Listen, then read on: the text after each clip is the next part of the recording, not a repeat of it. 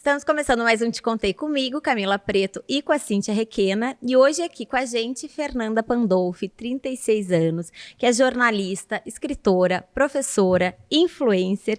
E ela vai ter uma conversa franca com a gente sobre um período delicado e que eu acho que muitas mulheres se identificam, que foi o período em que ela era uma tentante, né? Uma palavra nova, eu não sabia até pouco tempo o que significava. A Fê tentou por 3 anos engravidar, 8 meses deles naturalmente, depois foi para fertilização in vitro, e hoje ela tá com o Frederico aqui na barriga e vai contar um pouquinho pra gente sobre essa experiência que tem, acho que, diversos sentimentos envolvidos, né? Com a gente hoje, Fernanda Pandolfi, seja muito bem-vinda.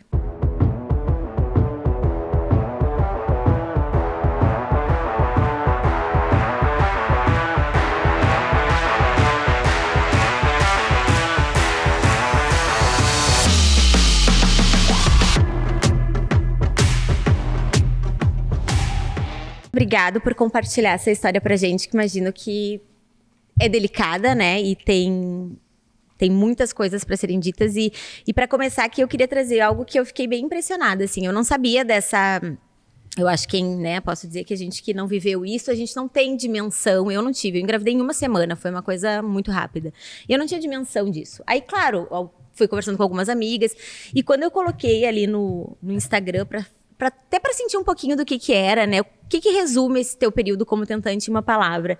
Eu ouvi palavras assim: resiliência, triste, angústia, frustração, determinação, expectativa e alguns relatos muito bonitos de mães falando. Então, é muito legal a gente poder trazer esse assunto contigo que viveu, né? E melhor do que qualquer uma de nós pode falar sobre isso. Obrigada por estar aqui. Primeiro, obrigada, Gurias, pelo espaço. Cíntia, Camila, é uma alegria estar aqui compartilhando com vocês um pouquinho da minha história. Quando eu comecei a passar por esse processo de tentativas e frustrações, né? Porque não é tentativa e erro, porque, né? não existe exatamente uma definição para esse processo que acaba não dando certo, não evoluindo. E eu comecei a ter essa vontade de compartilhar, porque eu sentia que era uma batalha muito solitária.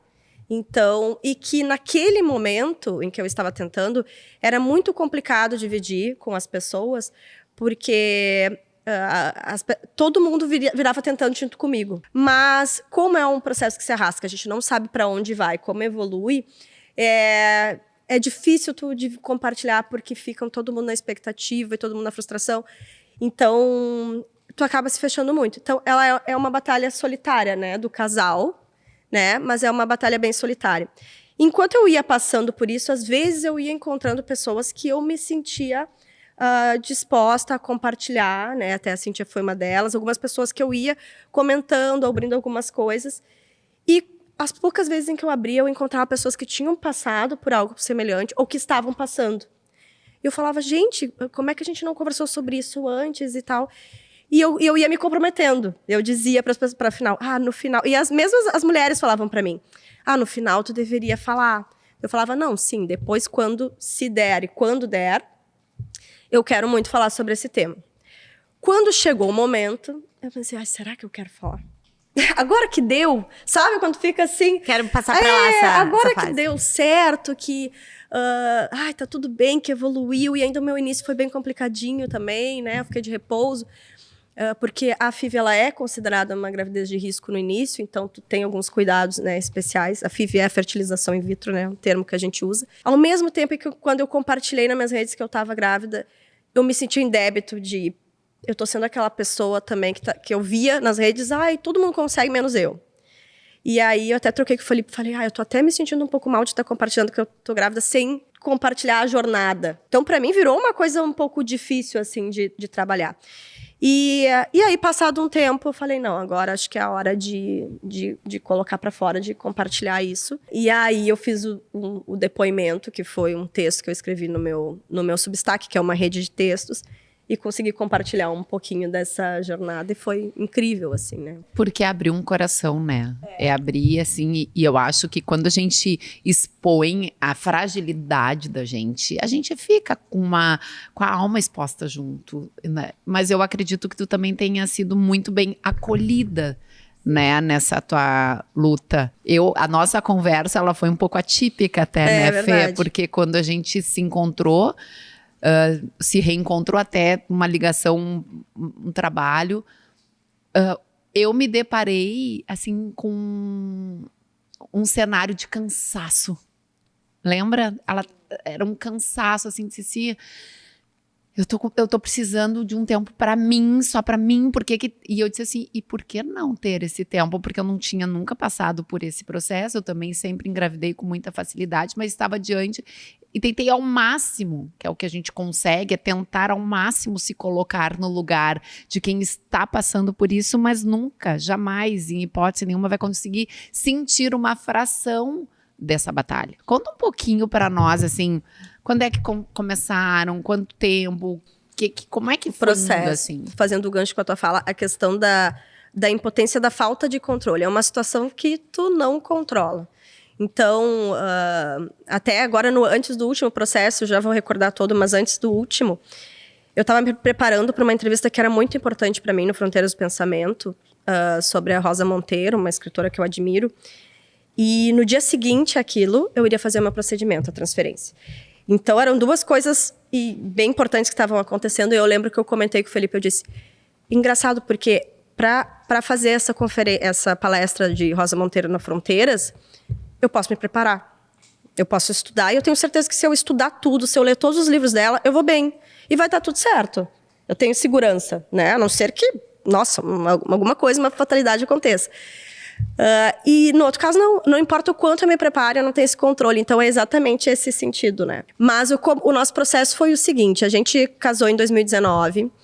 Em 2020, e meio da pandemia ali, a gente começou a tentar. Porque eu já tinha 33 anos. É considerado uma idade jovem, né? Mas o Felipe, ele tinha também uma vontade de ser pai antes dos 40. Ele é 5 anos mais velho que eu. Então, a gente tinha isso em vista de...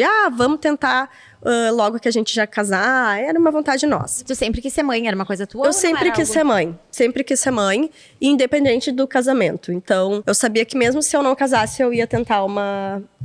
produção independente, né? Solo. O mais importante também, mas importante também salientar, que eu tinha vontade de engravidar.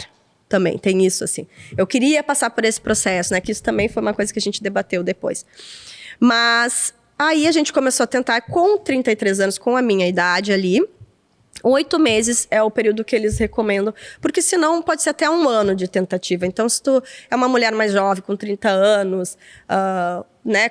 Que também não tem histórico algum, enfim, com 1 ano é o que se considera normal antes de tu virar uma tentante oficial, que é a pessoa que acaba não conseguindo, né? Então, a gente tentou por 8 meses naturalmente, não rolou, não aconteceu, e a gente começou a querer investigar as causas, ver o que estava acontecendo. E a gente foi em vários médicos, né? A gente foi em 3 médicos, na verdade, conversamos com 3.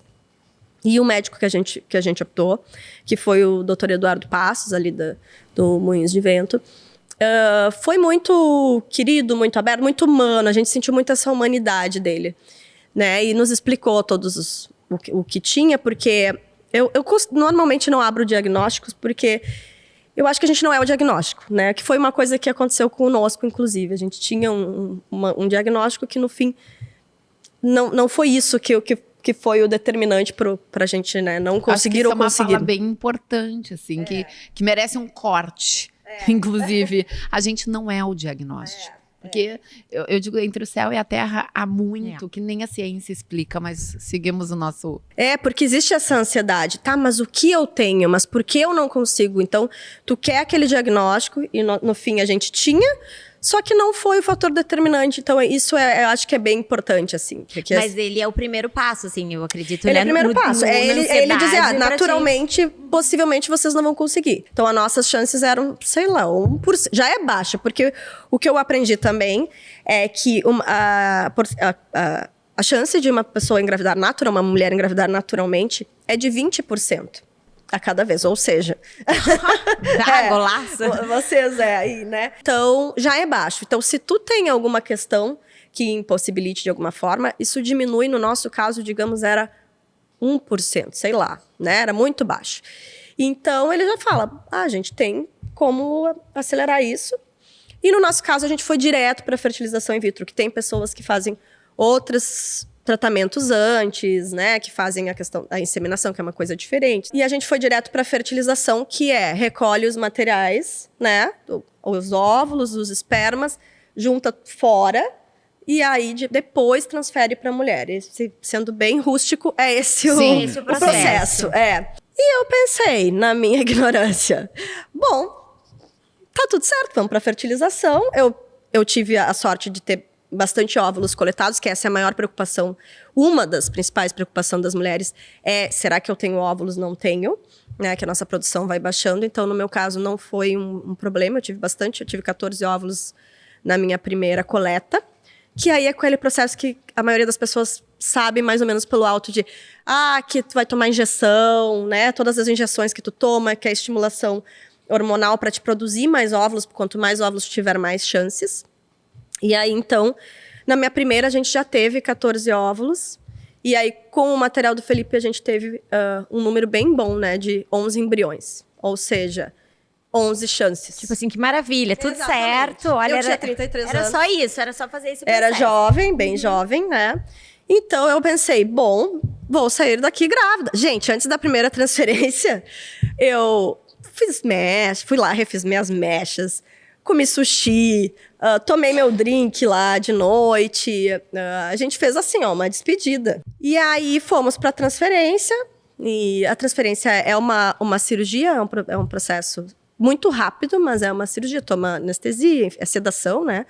Anestesia para sedação. E aí ele coloca lá o embriãozinho prontinho lá dentro do teu útero. Mas o que ele precisa? Ele precisa nidar, que é grudar na parede, né? Rusticamente. E aí, gente, a partir daí, a ciência lavou a mão. É com ele. Exatamente, né? Daí é contigo. Então, é comigo. Então, colocou lá, até aqui, a gente acelerou todo o processo. Agora, ele precisa nidar. Tu fica quanto tempo a partir desse momento? Tá, vamos agora a expectativa se ele vai grudar na parede ou não. Aí tu vai pra casa. E qual é o período? 10 dias? Normalmente, o que acontece? Eles passam um embrião que ele tem 5 dias. Tá? Então, ele já evoluiu 5 dias, ele já é um embrião mais fortinho, ou seja, eles já deram esse up aí também, já deram essa ajuda. Então, ele fica lá 5 dias. Quando ele é transferido para mim, ele já tem 5 dias. Então, o que acontece? Eu tenho 10 dias, mais ou menos, que eu tenho que ficar esperando, que seriam os 15 dias que a gente espera naturalmente para fazer o nosso exame, né? E aí, depois desses 10 dias, faz o exame de sangue pra ver, né? Em 10 dias tu tem a gravidez é o pior já. momento disparado. Pois é, eu imagino isso Esses deve ser... 10, 15 dias, depende, né? É o pior momento. Terceiro dia, eu já menstruei. Então, no terceiro dia, eu já menstruei. Tive dor de cabeça, que é um sintoma forte da minha TPM. Uma enxaqueca. Eu, tô com uma enxaqueca, comecei a achar estranho. Terceiro dia menstruei. Daí eu lembro que eu chamei o médico e falei, olha... Daí vai pro Google. Pior erro, né? Vai pro Google. Tinha umas coisas... é normal sangrar no início da gravidez, que agora eu sei que é outra coisa. Outro tipo de sangramento. E aí eu liguei pra ele. Aí eu falei, esse sangue... Ele falou, é sangue vivo? Como é que é? Dele, não é bom. Aí eu... Daí eu já fui pra lá, já arrasada, assim, já sabendo. E aí foi quando eu comecei, que caiu a ficha de que não era algo que daria...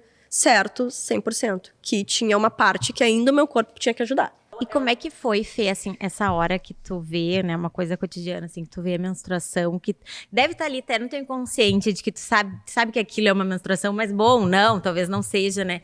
O que é aquilo? O que vem naquela hora ali? Nesse caso, dessa primeira vez, assim, porque o que acontece? Essa primeira vez, ele fez da maneira mais natural possível. Porque quanto mais natural tu consegue fazer esse procedimento, mais chances também de ser uma gravidez mais tranquila, né? Então, isso ele me explicou depois. No momento que ele foi conhecendo o meu corpo, porque eu fiz 5 transferências, né? Então, no momento em que ele foi conhecendo o meu corpo, ele foi colocando... fui começando a usar progesterona, algumas coisas que seguravam a menstruação. Então, era certo que durante esses 10 dias eu não iria menstruar. E ainda com hormônio, ou seja, eu tinha algumas... O peito inchava, tudo inchava. Então, parecia que eu estava grávida, sempre, a partir desse processo que eu entrei com a progesterona. Então, eu só menstruava quando eu já tinha o negativo. Então, eu fazia o exame, aí eu ia lá e daí ele dizia, interrompe a progesterona, e aí vinha a menstruação, né? Então, e eu vou te dizer que essa coisa da menstruação às vezes passava na minha cabeça. Ai, talvez seria melhor se eu não tivesse com a progesterona e já menstruasse, já soubesse no dia que não deu certo. Porque eu ficava ali, às vezes, sem saber, né? Falando da FIV, assim, é tempo, é dinheiro, é cabeça e tem outra coisa que tu não controla, que é hormônio, né? Então, assim, é uma loucura pra mulher e acredito que pro homem também que tá ali como parceiro, mas pra mulher é Imagina a insano. bomba de sentimentos. É É um descontrolado, é uma né? Tu não bomba tem. de tudo. O que é importante também trazer aqui, esse positivo, não é perda gestacional. Eu não tive, muitas pessoas têm, eu não tive perda gestacional. Então, na verdade, o embrião não chegou a evoluir, né? Eu não fiquei grávida em todas as vezes. Mas que também me lutava de alguma maneira. Acho que um luto diferente, até porque depois, quando eu fiquei grávida ali, eu pensei, não, agora se eu perdesse, ia ser diferente essa dor. Então, foi um ano inteiro foram 4 tentativas, né? Então, tenta, não funciona, tenta, não, né? E então, tu não consegue programar nada. Foi quando a gente se encontrou, não consegue programar nada. Tu vive em função disso. E sim, o teu corpo tá inchado, né? Eu sou uma pessoa que sempre gostei de fazer exercício físico. Eu tinha que dar pausas no exercício físico, eu tinha que mudar a minha alimentação. A vida fica muito bagunçada e muito em função disso. Então, chegou um momento que, olha, quando acabaram os embriões, porque aí a gente analisou os embriões no final, e aí alguns foram descartados, enfim. E quando a gente fez a última transferência, já com o embrião analisado, que aí aumenta para 50% a chance, e não deu, aí, bom, daí a gente, antes de fazer a transferência, eu conversei com o Felipe e falei, bom, agora, se não der, acho que a gente precisa dar um tempo, né? E aí ele concordou, ele disse, o corpo é teu, tu que sabe, né? Ele foi deixou a decisão muito tanto de reiniciar o processo, né? E o teu momento profissional também muito bom, né? Que a gente tinha se encontrado nisso, então é para dar uma desopilada, assim, para uma mudança de foco. É bom dar uma respirada funda de vez em quando. Eu acho que foi bem sensato, assim, porque tu estava cansada. Tava, e as pausas, elas são importantes, né? Em tudo, né? Na vida da gente. As pausas, elas são esse momento de tirar a cabeça para fora da água, pega um fôlego e aí mergulha de novo. Sim. Mas é difícil também, né? Tu entender o horário certo da pausa, né? Porque deve vir uma sensação de, não, só mais uma então. Só mais uma, não, mas e daqui a pouco se essa vai dar certo, né? Já são 3 meses esperando, né? Eu acho que a pausa, ela é necessária, mas ela é muito difícil tomar a decisão da pausa. Como é que fica a autoestima da mulher com tudo isso acontecendo, assim? Como é que era pra ti? Existem 2 fatores importantes, que é a falta de controle, que a gente falou um pouco aqui. Então, isso é algo que eu não controlo na minha vida, né? E também a incapacidade. Será que eu sou incapaz? Porque aí tu começa a olhar ao redor, as amigas, todo mundo ficando grávida. O Instagram é só criança. Aí tu pensa, mas meu Deus. Porque aí a minha psicóloga dizia muito isso, mas tu só vê as lutas ganhas, tu não vê, ninguém posta a batalha perdida, né? Que foi o que depois eu quis fazer, né? E depois, quando eu publiquei meu texto, eu recebi muitos relatos de pessoas que me mandavam por WhatsApp, por e-mail, enfim. De pessoas que eu conheço do meu círculo, que eu nem imaginava, que tinham passado por questões muito particulares, né? Então, tem essa questão da incapacidade. Puxa vida, mas será que não dá? Não consigo? Porque daí era uma questão minha. Já estava ali o embrião, tudo, e não evoluía, né? Quando não deu certo aquele embrião, eu pensei, gente, eu não consigo ficar grávida.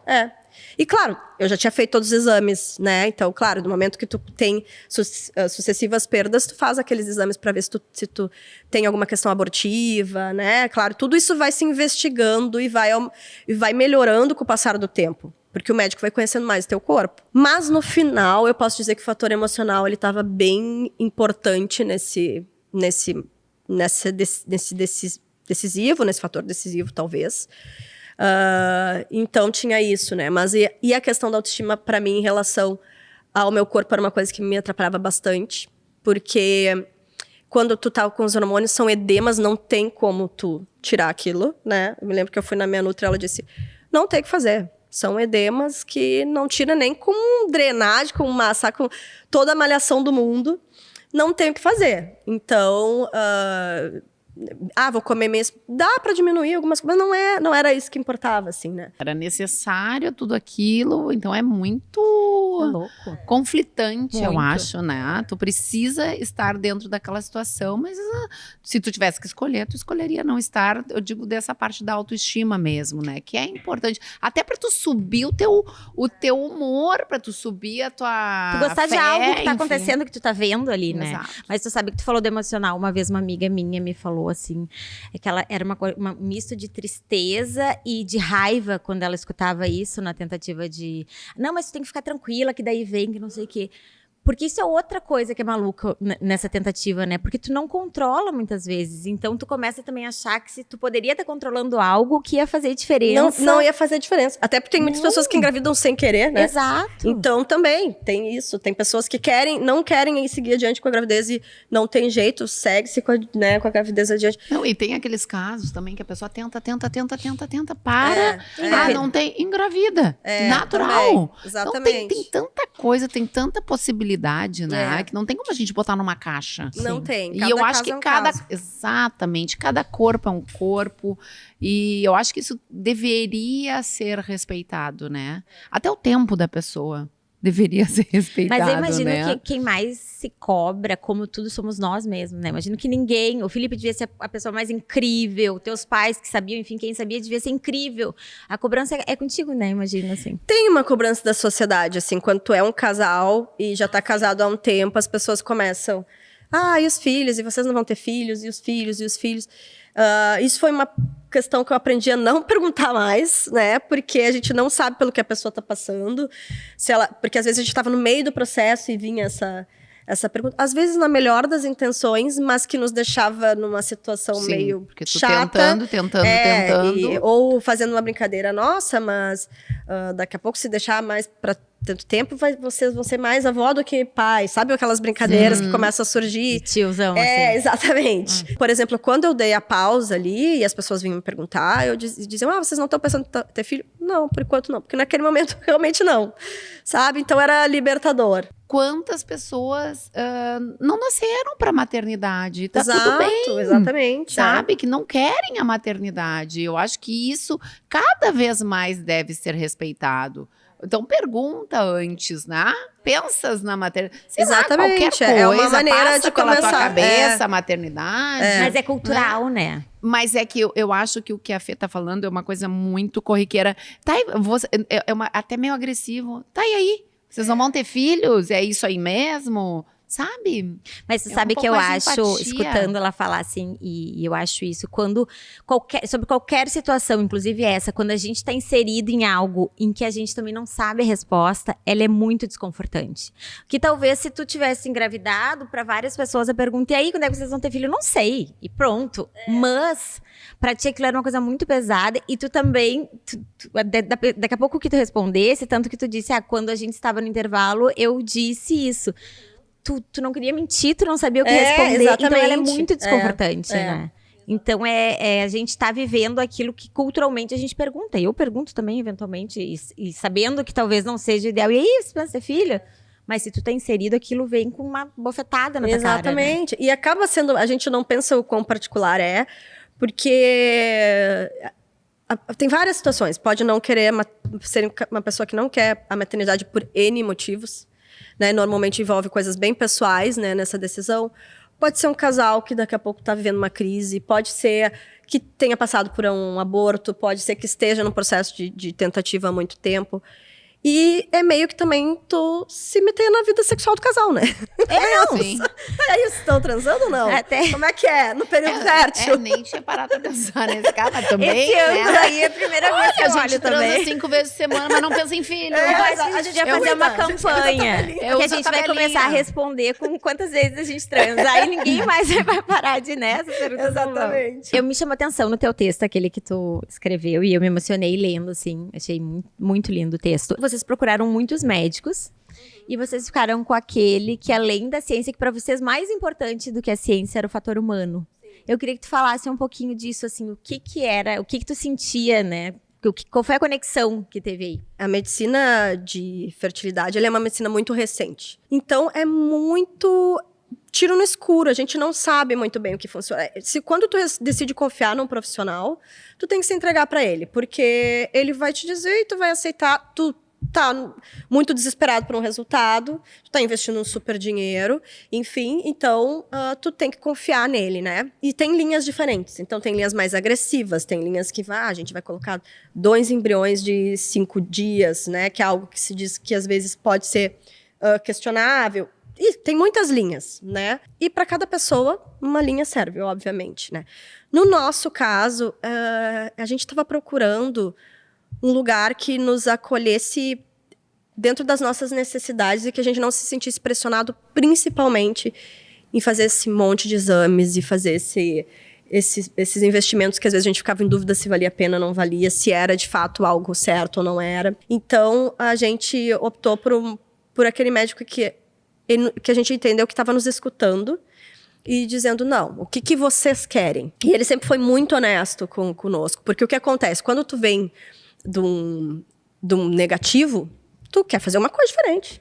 Ah, não, eu quero fazer um exame, mas a fulaninha fez tal exame, mas o ciclano fez, né? E aí, e ele dizia, olha, a gente já investigou isso, não tem, se vocês quiserem fazer, a gente pode fazer. Então, ele era muito coerente e ético, eu acho que isso é importante, né? A gente se sentia acolhido, e claro, cada espaço tem o seu tipo de paciente, né? As pessoas que vão querer...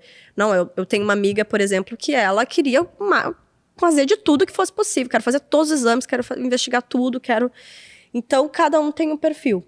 Quando terminaram os nossos embriões, a gente deu um intervalo entre a primeira FIV e a segunda, porque a FIV é todo o processo, né? Então, isso é importante também, porque às vezes a gente fala, eu fiz 8 FIVs, na verdade tu fez 8 transferências, né? A FIV é todo o processo. Então, no nosso caso, no primeiro, a gente conseguiu fazer 4 transferências, acabaram os embriões, a gente ia ter que começar tudo de novo, ou seja, coleta de óvulo, coleta de esperma e tal, todo o investimento do zero. E a gente deu uma pausa e eu procurei um amigo meu, que ele é especialista também, só que ele mora em Passo Fundo, eu sou de Passo Fundo, e é meu amigo, meu colega de infância, é o Dr. Bruno Tarrasconi, até mencionou ele aqui, foi muito querido comigo, e ele me recebeu lá na clínica dele para conversar, e eu falei, eu preciso... apesar de serem poucas pessoas que sabiam, o que as pessoas queriam fazer, mexe no esquema. Vamos trocar de lugar, vamos... a maioria das pessoas fazem isso. Vamos para São Paulo, vamos para não sei aonde, vamos para Espanha, né? E aí, eu falei, não, eu quero conversar com uma pessoa que entenda e me explique certas coisas. E eu fiquei 2h30, ele me recebeu lá na clínica dele, 2h30 conversando com ele.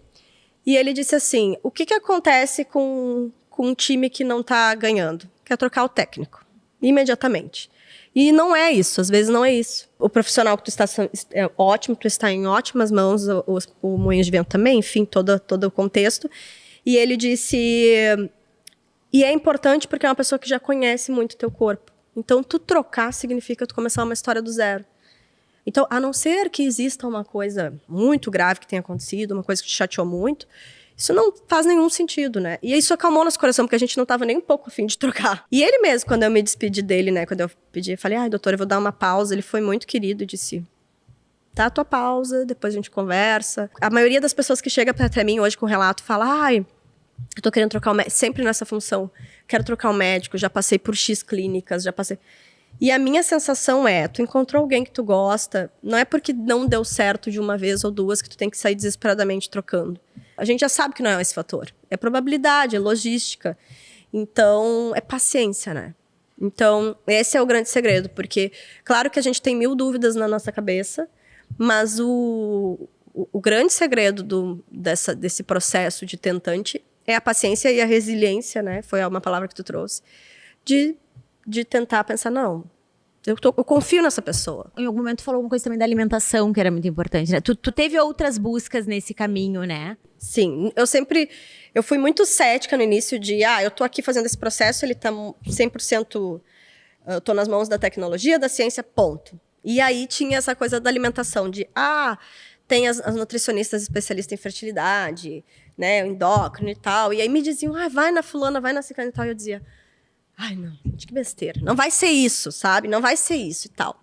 Mas aí teve um fator importante que foi quando eu fui fazer minha segunda coleta de óvulos. Naquela semana, eu tinha tido muito evento.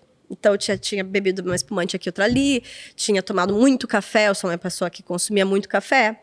Então, eu tinha tomado muito café, tinha me alimentado mal, tinha comido fritura, sei lá. Era uma semana desregrada. E quando eu fui fazer a coleta, na primeira coleta eu tive 14 óvulos, na segunda eu tive 8 óvulos. E quando ele chegou pra mim com o resultado, eu fiquei apavorada. Eu falei, gente, se não deu com 14, imagina com 8, né? E a primeira coisa que eu pensei foi, eu devia ter cuidado da minha alimentação melhor. Eu devia ter me alimentado melhor, eu devia ter cuidado melhor da minha saúde, eu devia ter me preparado. Aí, nesse caso, se preparado ao máximo, né? E aí, eu resolvi ligar para uma nutricionista que tinha me indicado, que é a Ime, fez, né, e que é minha amiga também. E chamei ela e falei, olha, essa situação, a gente tem X dias para fazer a transferência. Tu acha que ainda dá tempo de fazer alguma coisa? E ela, vamos lá, bora. Daí ela me explicou, eu sentei com ela e ela me explicou tudo. Por que que a alimentação era um fator importante, decisivo nesse processo. Porque existem alimentos, por exemplo, o café, ele tem... Por isso que a gente não pode tomar café enquanto a gente está grávida em grande quantidade, né? Porque ele tem a questão do estímulo, ele é algo abortivo, né? Então, existem alimentos que não são favoráveis. Naquele momento, eu precisava de mais sangue, né, para engrossar meu endométrio, para receber esse embrião. Ele não podia estar muito pequenininho, muito fininho, né? Então, ela explicava bem assim, ele precisa ser uma cama quentinha e fofinha, né? E o que precisa nessa cama quentinha e fofinha? Um sangue. Então, a gente precisa de alimentos que estimulem essa produção de sangue. Então, ela me explicava coisas que eu pensava, isso faz sentido? Não, isso realmente não é, eu vou comer o romã e ponto. Sim, tu precisava que fizesse sentido pra ti. Porque é fértil, sabe aquelas coisas? Eu precisava enxergar. E ela começou a desenhar pra mim, e ela me prescreveu uma dieta de preparatória pra essa transferência. E aí eu mudei total minha alimentação. Então aí eu parei de... Primeiro eu fiz um detoxão, assim. Parei de tomar do álcool, café, chá, já como se eu estivesse grávida mesmo. E inseri esses alimentos todos para essa preparação, né? Dentro da dieta que ela me prescreveu. Tinha um suco que eu tomava todo dia, toda a função. Suplementação, tudo isso. Algum alimento específico? Vermelhos. Assim? Vermelhos. Beterraba, frutas vermelhas, morango, melancia. Mas essa dieta, ela era uma dieta pra ti, ou em geral são atitudes, alimentos que tu coloca na tua rotina que fazem bem? Nesse caso, ela prescreveu pra mim porque eu tava nesse momento antes da transferência. Então, eu precisava preparar o meu endométrio. Era bem específico para endométrio. Mas existe uma dieta que se prescreve antes, que era o que eu devia ter feito, que é para melhorar a qualidade do teu óvulo. E o marido deveria fazer junto, o parceiro, porque ele também precisa melhorar a qualidade do esperma dele. Não adianta só eu, né, fazer. Então, de fazer uma dieta em conjunto preparatória, Existe também dieta no período da gravidez? Sim. Se é menino ou se é menina, já tem bastante. Foi tu que fez isso? Fiz. Fiz Não, ela gente. segue me acompanhando. Eu tô com ela ainda. Isso também é um dos motivos de eu não ter ganhado tanto peso, né? Não, e ela é disponível, assim, 100%. Aconteceu tal coisa. Ela já... ela disse, qualquer coisa que tu acha que não tem nada a ver, tu me chama. Até tem uma live com ela no meu perfil, para as pessoas quiserem assistir depois. E aí, algo interessante é que depois disso foi quando deu certo. A gente fez a transferência e mesmo? Aí deu certo, sim. Bom, não como ela mesma diz, não é algo definitivo, é muito importante salientar aqui. Mas eu fiz uma coisa diferente do que eu estava fazendo todas as outras vezes, né? Então, para mim, eu acredito que a ajuda dela foi bem importante, né? Eu não sei quanto, a gente nunca vai conseguir estimar quanto. Um dos meus medos na gestação era enxaqueca, porque eu tinha muita enxaqueca. Sempre tive. E eu pensei, não dá pra tomar remédio, enfim, né? As pessoas perguntam, tu sente falta do café, do sushi? Não, mas dos remedinhos eu sinto, quando precisa. Eu não tive mais enxaqueca. Antes já, né? Na preparatória, nesse detox que a gente fez, eu já não tive. Eu tive uma vez, só, assim, pontual. E durante toda a gestação não tive nada de enxaqueca. E muito em função da alimentação, tenho certeza, assim. De onde ela me direcionou. E Fê, esse período que tu deu um intervalo, então, que tu falou. Vinha de uma série, deu um intervalo de 9 meses e tentou de novo. Sim. E aí foi quando conseguiu? E aí foi quando vamos pra parte boa, então. E aí, como é que foi retomar? Vocês colocaram um tempo pra vocês ou não tinha tempo? Vamos deixar as coisas acontecendo. A última negativa veio no dia 6 de junho de 2022, ou seja, foi bem pouquinho pertinho do meu aniversário. Qual é o teu dia mesmo? 18. 18. Ai, não era o teu dia. Eu lembrava que era pertinho. E aí, meu aniversário é dia 10 de junho. Então, eu peguei aquele resultado negativo no dia 6. E aí, eu conversei com o médico no dia 9. Não esqueço, 3 dias depois. E aí, é uma coisa bem interessante, porque eu cheguei lá e falei pra ele, olha, eu queria saber se dá pra gente parar e tal. Porque se tu me disser que eu tenho que continuar, eu vou continuar. Ele, não, a gente já viu que tu tem produção de óvulos e tal. Enfim, ele disse, Fernanda, tu não vai virar abóbora. Porque tu tá fazendo 35 anos, porque eu tava fazendo 35. A gente já conhece teu corpo, tá tudo certo. Se tu quiser uma pausa, às vezes o emocional é tão importante quanto o físico. Então tá tudo certo. E daí eu lembro que tá, né? Tava só eu, o Felipe não pôde ir.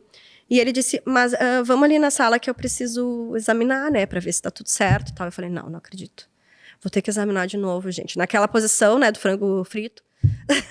frango assado, né? Aí cheguei lá e falei, não acredito que eu tô aqui de novo nessa situação. Tipo, já sabendo que não tinha bebê, não tinha embrião, não tinha nada. E aí eu comecei a pensar assim, acho que eu vou pra Disney. Uma coisa bem infantil, assim.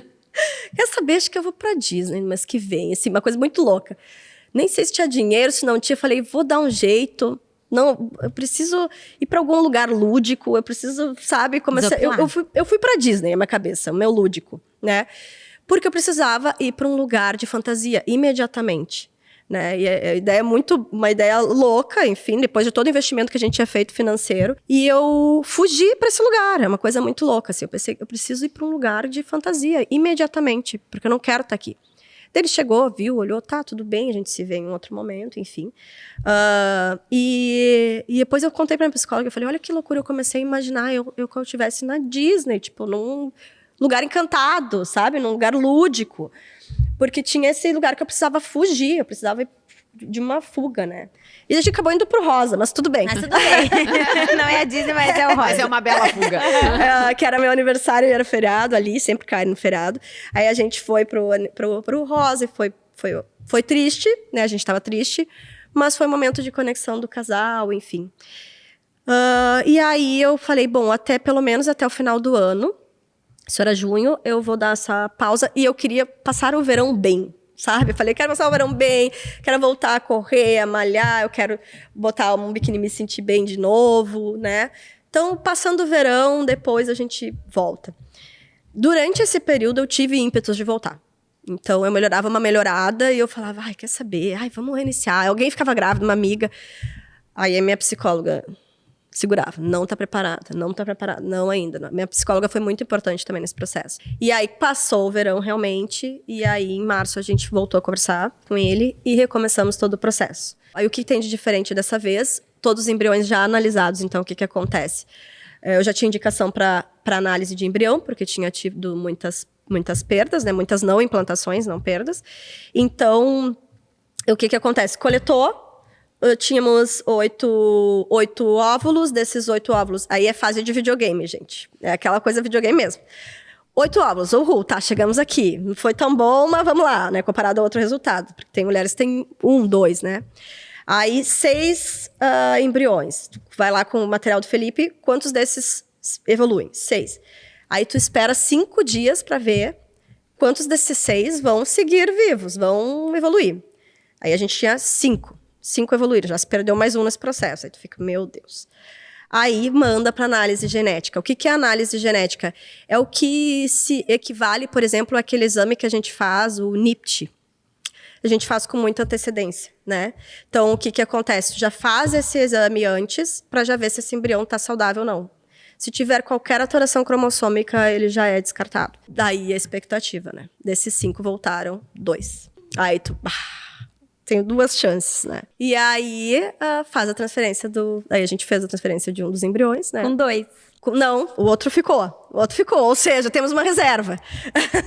O outro ficou. Mas a gente fez a transferência de um embrião, e aí foi quando já veio o resultado positivo. Tá, e aí? Isso que eu quero dizer. Isso. Eu não sei nem que vou ter nem roupa pra isso. Fernanda, e aí? Gente, não, saiu mas da cadeira agora. É que essa hora deve ser surreal, não, né? Não, eu que tinha, né, que eu tava junto com ela no processo, e a gente respeita aquela coisa, tudo bem, tá bem, tá, e não entra no assunto. Quando eu vi, eu digo, não, parei, deixa eu ver se eu tô vendo. Deixa eu ver, eu tive que ver 3 vezes pra não fazer, pra dar parabéns, sabe? E ele era um vídeo meio de conto de fadas, meio, a pessoa tinha que ver até o final pra entender, né? Dessa vez foi interessante, porque quando ele fez a transferência, eu resisti à anestesia. Eu resisto à anestesia, gente, não sei o que acontece comigo. Eu fico muito nervosa, e aí... primeiro, eu cheguei lá já com pressão baixa, no dia da transferência. Ela, nossa, a pressão tá baixa, tá? Passou pro bloco, aí chegou o anestesista e tal, já conhecido, né? Enfim, veio, colocou a anestesia, e eu só vi que ele falou assim, tu tá com sono e tal? E eu falei, não tô muito, não tava pegando anestesia, aquela coisa. Daqui a pouco começou aquele barulho, sabe? E ele falou, ih! Quando ele falou aí, eu pensei, meu Deus! Agora sim!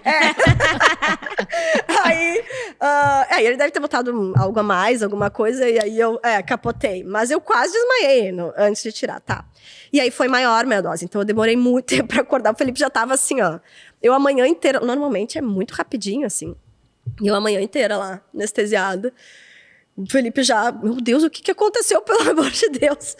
Aí aí vai pra casa, um dia de repouso, tudo certinho. Aí começa o repouso. E aí foram, são mais ou menos os 10 dias ali, só que eu já comecei a sentir coisas diferentes. Só que eu pensava, será que eu tô sentindo realmente? Eu já não sentia isso antes, será? Será que meu peito tá assim mesmo, inchado? Vontade de fazer mais xixi, alguns dos sintomas. Mais fome, a fome foi fundamental pra mim, porque eu sou muito comedida. E um dia a gente foi comer uma pizza, que a gente pediu uma pizza grande. E aí, normalmente a gente pede uma pizza grande, eu como, sei lá, um pedaço, 2, e ele come o resto. E aí ele saiu do restaurante e disse, nossa, eu fiquei com fome hoje. Eu falei, sério? Nossa, eu não, estou bem. Eu falei, mas quantos pedaços tu comeu? Ele, eu acho que uns 3 e tal. Daí eu falei, eu acho que eu comi o resto, então. E bem, né? Super bem. Aí eu falei, não, isso não tá normal. A fome pra mim foi algo bem importante, assim, determinante. Falei, não tá, a gente não conseguia parar de rir. E no dia seguinte eu tinha médico. Aí tu chega lá, ele dá uma olhada e ele não consegue dizer o certo, mas ele olhou, parecia, porque se o endométrio já começou a escamar, ele já consegue dizer pra ti, olha, parece que tá, né? 2 vezes ele já me deu sinais no exame. E aí ele olhou e disse, olha, aparentemente tá tudo bem, né? Tá bonitinho aqui, tá com líquido, tá isso, tá aquilo e tal, todos os sinais positivos. O peito tá inchado? Tá com mais vontade de fazer xixi? Tô. Dele, então, na cabeça dele, eu acho que ele já meio que sabia, mas ele não pode, né? Sim, criar grandes expectativas. Aí eu teria que fazer o exame dali 3 dias. Exame de sangue. Eles não recomendam tu fazer o de farmácia, né? E daí ele disse assim, dele, tá, então seguimos normal, segue a progesterona, sábado tu faz o exame de sangue e a gente se fala. Daí eu falei, mas eu não posso fazer. E o Felipe não tava junto, não tinha ido. Normalmente ele dizia que não era indicado, mas ele disse, olha, o que vai acontecer é que se tu tiver muito baixo o teu hormônio, vai dar negativo. E aí pode ser que tenha um positivo aí, e tu vai ter um negativo. Então o que eu recomendo é que tu compre vários e vai fazendo todos os dias. Porque senão pode acontecer de ser um negativo mesmo ou ser um positivo que daqui a pouco não vai aparecer. Ele disse, mas se tu fizer o de farmácia e der positivo, é porque tá. Daí eu saí de lá, meu Deus, compro, não compro. Aí eu chamei uma amiga que tava bem por dentro do processo, falei, Mari, o que tu acha? Compro ou não compro? Daí ela também é da área de saúde, ela tá quantos dias na implantação? A gente fez um cálculo lá. Compra. Aí comprei, nervosíssima. Comprou 20 testes. Comprei 2. Aí comprei 2, cheguei lá, primeiro fiz errado, mergulhei o lado errado, me atrapalhei, tava nervosa. Aí até que fiz o outro e não deu nada. Daí eu olhei assim, tá. Quando eu tava arrumando as coisas, quando eu olhei, começou bem fraquinho, assim. Daí eu falei, meu Deus, acho que é. Daí ficou bem fraquinho. Eu fotografei e mandei pra minha amiga. Amiga, tu acha que isso já é? E ela, amiga, já é, porque o meu também foi assim e tal, né? E aí eu enviei pra ele, pro médico, perguntei, isso já pode ser? E ele mandou só um positivo dele, mas segue a medicação, sábado, exame de sangue, bem certinho. Daí eu fiquei, meu Deus do céu, eu não sabia o que fazer com aquela notícia. Felipe trabalhando, só chegava no final do dia. Mas daí me preparei, daí fui lá, comprei o exame, aquele bonitinho, que aparece grávida. Aí comprei uma naninha, não sei o que e tal, montei uma caixinha pra ele. E no final do dia, eu mediava um bate-papo em Gravataí. E ele ia chegar e eu já ia sair. Então, assim, era um dia bem... Aí o que eu fiz? Ele chegou e eu disse, deixaram um recebido aí pra ti, uma caixa e tal. Aí ele abrindo bem assim, nem olhava, tá conversando comigo e abrindo, e eu não vai olhar pra caixa. Eu preciso sair. Eu preciso sair. Eu arrumado já pra evento. Aí quando ele abriu, aí ele, como assim? Porque ele tava esperando, mas pra sábado, né? Sim. Então eu consegui fazer uma mini surpresa. Aí eu falei, agora tu lida com essa notícia aí sozinha, que eu passei o dia inteiro lidando com essa notícia sozinha. E aí fui pro evento, imagina a minha cabeça no evento, né? Mediando bate-papo, tudo. E na volta, peguei, passei no Mac, comprei, eu falei, agora deu de dieta por um tempo, mal sabia eu. Comi um Mac, que eu tava morrendo de vontade, falei, quer saber, vou me libertar, comi um McDonald's, um hambúrguer. E daí a gente começou a curtir, mas demorou pra cair a ficha, assim, de que realmente, eu ficava muito preocupada no início, assim. E claro, eu espero as 12 semanas pra contar pras pessoas, tudo isso, mas foi... Ai, que Tá, e amor. realização. conta porque é um familhão de mulher, né? É uma mulherio que tem um conta vídeo como incrível. é que foi mãe, pai, essa parte. Porque fica todo mundo junto, Todo mundo né? junto. Tinha gente da família nuclear, todo mundo sabia, né? Mas assim, tios, avós não tinham muito conhecimento. Mas aí meus pais foram os primeiros a saber, meus pais e meu irmão. A gente foi pra almoçar lá. Daí a gente nem esperou 12 semanas. Esses a gente já contou no início. E aí fomos almoçar lá e aí eu falei, a gente sempre almoça domingo em família. Eu levei uma mamadeirinha, assim. E daí eu falei assim, agora a gente vai ter que ter mais um lugar na mesa. Coloquei, né? Foi uma... choradeira. Choradeira. Não, eu falo que ficou mais comemorado que gol de Copa do Mundo, assim. Porque tava todo mundo já apreensivo, ninguém mais querendo muito tocar no assunto. Eles tocavam só quando a gente falava, quando a gente levava, né? Então, foi muito bom. Assim. E depois, compartilhar com as pessoas foi a melhor parte também. Tem muita mulher na família por parte de mãe. E é uma família muito grande, né? Então, a gente faz um encontro só das mulheres. Sempre, mensalmente, tem esse encontro das mulheres.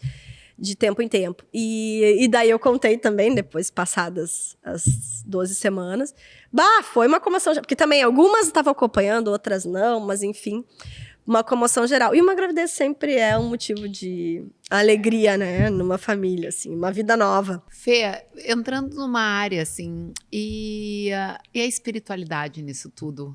Foi importante? Tu tinha um sentir, tinha uma intuição? Eu gosto muito de trazer essa parte mais subjetiva, que sai um pouco só da ciência. O que tu diria, assim, da fé, de acreditar, de em algum momento tu perder, daqui a um pouco tu resgatar? Foi exatamente esse um dos fatores decisivos do final ali para eu parar. Porque existe uma dicotomia nesse processo, que é o fator da esperança e da crença, porque tu precisa acreditar, porque senão tu vai parar, né? Mas ao mesmo tempo tu não quer acreditar muito, porque tu não quer gerar expectativa para não se frustrar muito.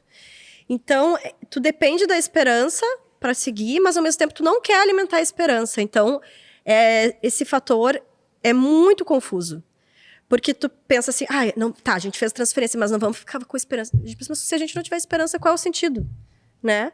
Então, é difícil trabalhar as emoções, muito difícil trabalhar as emoções. E a questão da espiritualidade, para mim, ela é muito mais nesse lugar de meditação, né, do autoconhecimento. E chegou um momento em que eu não conseguia mais, assim. Eu fazia transferência e eu ia fazer o processo de transferência já muito deprimida. Eu já chegava lá derrotada. Eu chegava em casa, deitava na cama em posição fetal, me cobria até aqui, tipo... E a minha mãe dizia, mas o que tá acontecendo? Tu tinha que estar feliz que tu vai poder estar grávida, de repente, daqui 10 dias, 15 dias. E eu estava, assim, derrotadíssima. Eu entrava num processo depressivo total. E eu comecei a pensar, isso não tá certo, esse sentimento não tá certo. Não tá certo. Por que eu tô sentindo isso? Eu até troquei com uma amiga que tava passando pelo mesmo processo. E eu falei, amiga, quando tu faz a transferência, tu fica um pouco...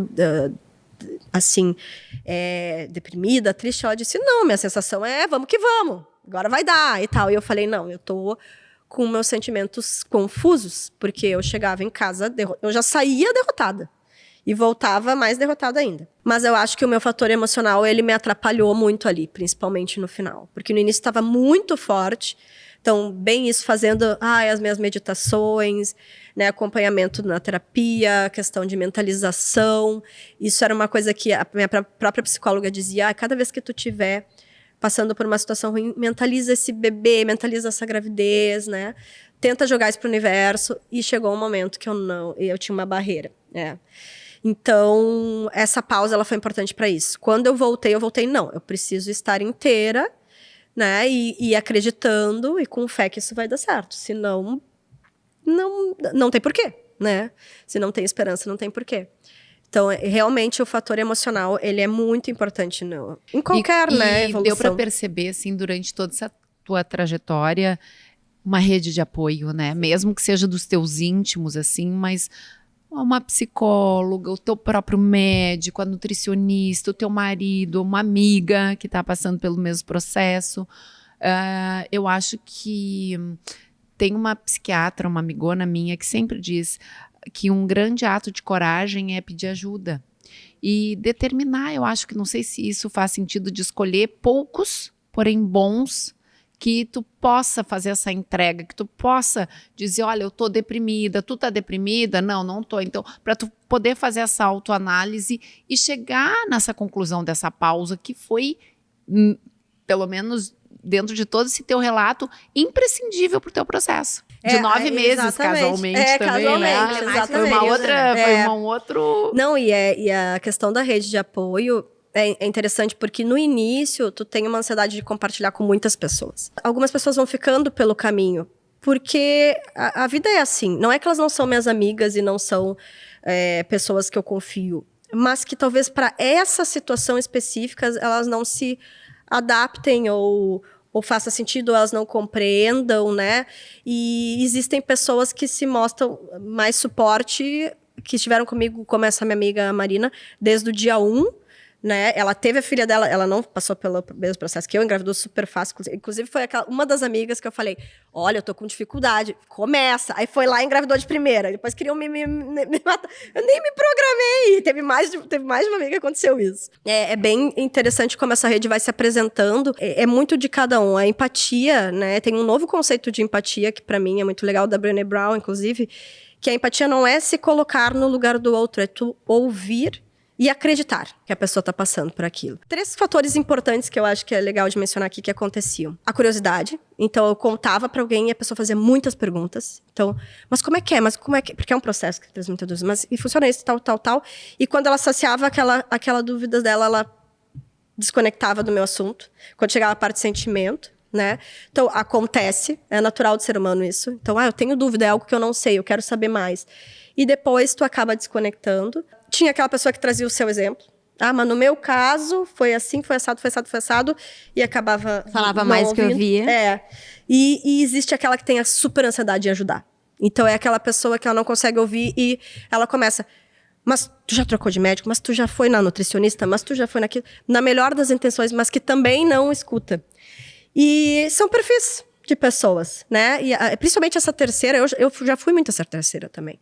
Tu fica naquela, não, a pessoa tá me contando uma questão dela, eu preciso ajudar de alguma forma, eu tenho que trazer uma solução, e às vezes não é isso. Tu acaba, não, acho que essa pessoa faz mais sentido para me acompanhar até o final. Então, é muito importante a gente ter amigos, ter pessoas que estão... Aí, pessoas que nem eram amigas, mas estavam passando a mesma situação e viram amigas, né, acabam aparecendo.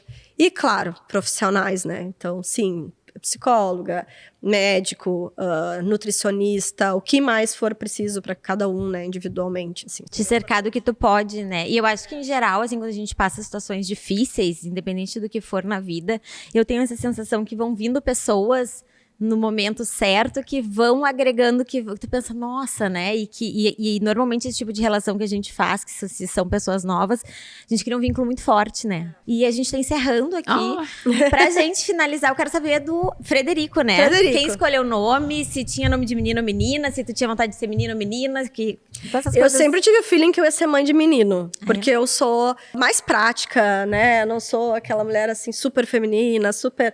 Então, eu sempre tive essa sensação, talvez pelo meu irmão também, que era mais novo, e sempre tive uma coisa muito forte com meu irmão. Então, eu sempre tive essa sensação. E todo mundo achava que não. Ah, tu fica falando isso, tu vai ser mãe de menina, tu vai ver e tal. E também seria super bem-vindo, né? Quem escolheu o nome?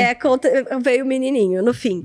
E o nome surgiu porque a gente queria manter o F, bem bregas que somos, que é Fernanda e Felipe. Três Essa é a Fs. verdade. Agora, Não tem nenhuma explicação. agora vai ser Fefefre. É. Fefefre. Porque somos bregas, enfim. E aí a gente começou a ver possibilidades. E pra nome de menino, com F não tem tantos mesmo, assim. Com menina tinha bem mais opções. E daí Frederico nos encantou pelo significado, por outras pessoas, né, que a gente admira que tem o mesmo nome, o próprio Nietzsche, né? Então eu sou muito da psicanálise, de Freud, enfim. Nietzsche era Frederico Que também. bom que não foi Freud. Graças a Deus. Sigmund, mas pior aí. Não, mas Podia ser só poderia Freud. botar Poderia. Freud, É. Pandolfo e verdade. Rebelo. E aí a gente acabou indo pro Frederico e a gente tá apaixonado Que pelo lindo, nome. lindo. O que Adoramos. significa Frederico?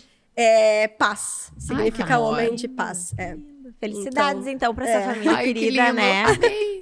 Obrigada, Fê. gurias, pelo convite. Olha, é um presente estar dentro deste contexto agora. É verdade. Né? É verdade. Eu- Com o Frederico junto aqui. Não, Não, estamos te contei. amor. entre quatro aqui. É verdade, obrigada. Obrigada, gurias, Obrigada, pelo Fê. espaço, por permitir compartilhar minha história. Essa é uma das minhas missões, então, obrigada Que mesmo. com certeza vai acolher e confortar o coração de muita Tomara. mulher, família, né, que esteja dentro desse contexto.